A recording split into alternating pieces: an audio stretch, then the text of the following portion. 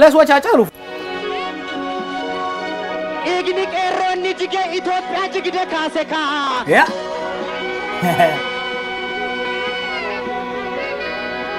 ኤግኒ ቀሮኒ ጅጌ ኢትዮ ኤርትራ ወሊ ተራርሰካ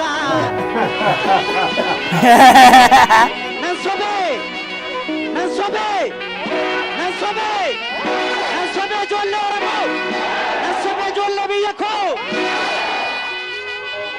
ኤግኒ ቀሮኒ ጅጌ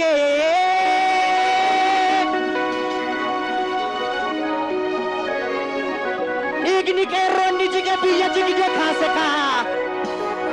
galma dhugaa ijaaruuf galma sobaa raasee alaabaa dura galma dhugaa sida feedhaaniin oh exactly of course hireettumi galma dhugaa jaalalaaniin ijaarranna boru indu babban boru utuma murtuu inora abbaan horu otoo addakkee murtuu inora abbaan horu inora abbaan horu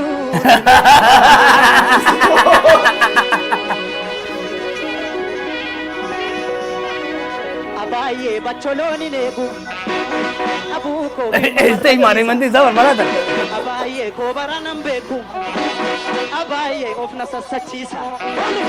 abaye warri ingilizi abaye tiyara tama oliga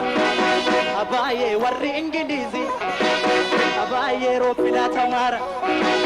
abuko sifude badofo abaye zaranna abara egasi nangala ay chalo ajar agar hindi son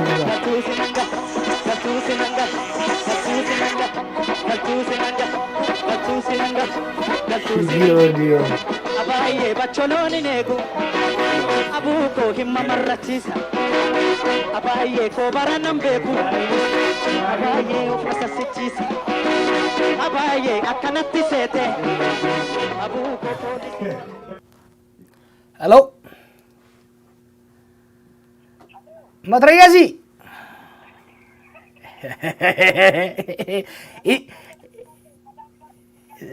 si ko ani jara ko ma bi anu sodaadhen silala ture taa'etani maal jedha bakka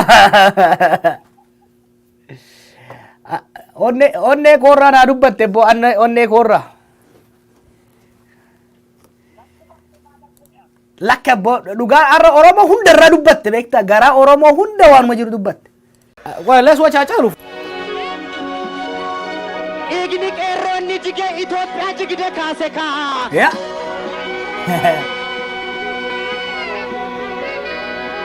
ኤግኒ ቀሮኒ ጅጌ ኢትዮ ኤርትራ ወሊ ተራርሰካ ነንሶቤ ነንሶቤ ነንሶቤ ነንሶቤ ጆሎ ኦሮሞ ነንሶቤ ጆሎ ብየኮ ኤግኒ ቀሮኒ ጅጌ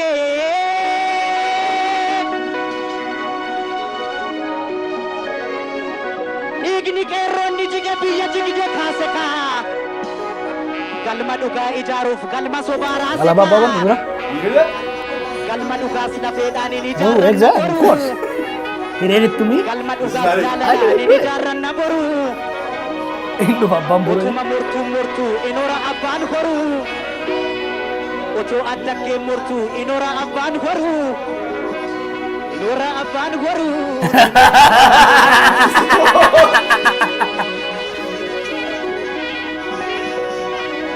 abaye bacholoni negu abuko este mane mandi zabar marata abaye ko baranam beku abaye ofna sachisa abaye warri ingilizi abaye tiyara tama oliga abaye warri ingilizi abaye ropila tamara abuko sifude badofo abaye zaranna abara egasi nangala ay chalo ajar agar hindi son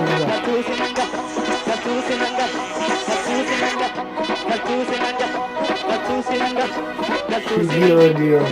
abaye bacholoni negu abuko himma marrachisa abaye ko baranam beku abaye ofrasa sichisa abaye akanatti sete abuko police hello matrayasi